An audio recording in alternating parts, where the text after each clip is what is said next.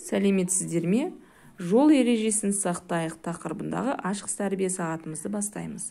Тәрбие сағатының мақсаты оқушылардың жолда жүру ережесі, жол белгілері туралы білімдерін кеңейту, жол қауіпсіздігін қатаң сақтауға үйрету, жол ережесінің белгілерімен таныстыру, оқушыларды көшеге дұрыс жүруге дағдыландыру. Бүгінгі біздің сабағымызға қажетті көрнекіліктер. Тәрбие сағатының барысы.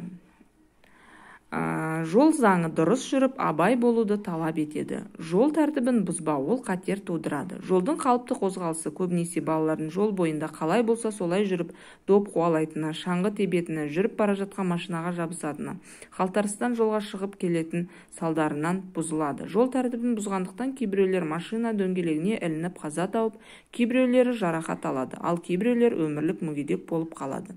Сондықтан әрбір оқушы мектепке оқылатын жолда жүру ережесі тақырыбындағы сабақты мұқият тыңдап, әр сабақтан қорытынды жасап отыруға міндетті. Үлгілі тәртіпті оқушы көшеде жолда жүру ережесін заңын бұзбайды.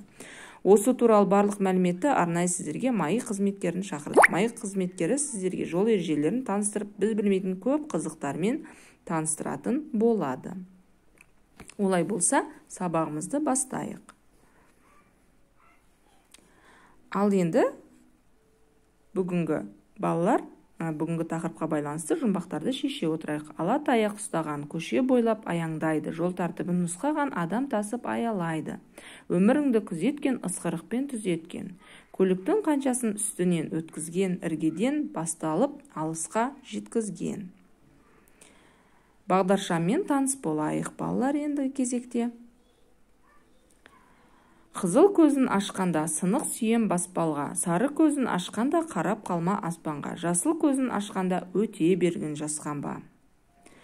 Арнайы бұл бағдаршам туралы екен, балалар.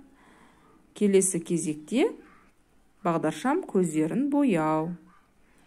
Өздеріне тиісті көздерін түске бояу. Ал мына жерде жолдан өту ережелері. Балалар, бүгінгі сабақты қорыта келе бағдаршам әнін айтайық. Деніміз сау, еліміз тыныш, жол тәртібін сақтап аман есен жүрелік.